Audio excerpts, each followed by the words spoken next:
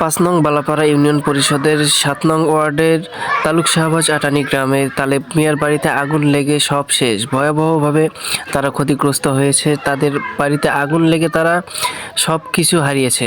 গরু, ছাগল, হাঁস, মুরগি থেকে শুরু করে টাকা পয়সা পর্যন্ত তাদের পুড়ে গেছে এবং বাড়ি ঘর দোর সব কিছু পুড়ে একদম ছাই হয়ে গেছে। তারা বলছে যে তাদের থাকার মতন কোনো জায়গা নেই, তারা যে আবার নতুন করে বাড়ি করবে সেই পুঁজিটাও তাদের কাছে নেই। বাকিটা তালেব মিয়ার ছেলের মুখেই শুনে নিন। কি পাওনা হঠাৎ করে বাড়ির সন্ধ্যা ৭টার দিক আগুন ধরছে। আমি তো আমাদের করি, আমার বাবা কৃষিকাজ করে, উনি বাজারে গেছিল।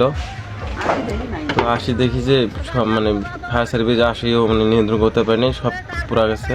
গরু, ছাগল, তারপর ২০ মণ ধান ছিল, টাকা পয়সা ছিল কিছু, হাঁস, মুরগি সব পড়া গেছে। এখন আমাদের থাকার মতো কোনো বাস্তবিকতা নেই, কোনো উপায় নেই, অন্যের বাড়িতে আছে।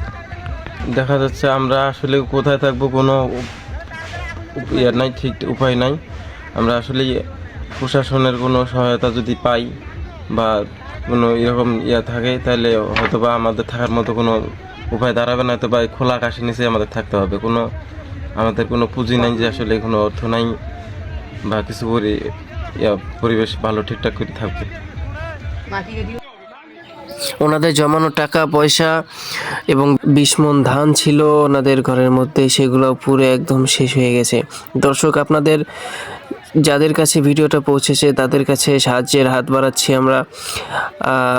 যারা যতদূর পারেন তাদের সাহায্য করেন, সহযোগিতার হাত বাড়াচ্ছি আমরা সেই পরিবার থেকে।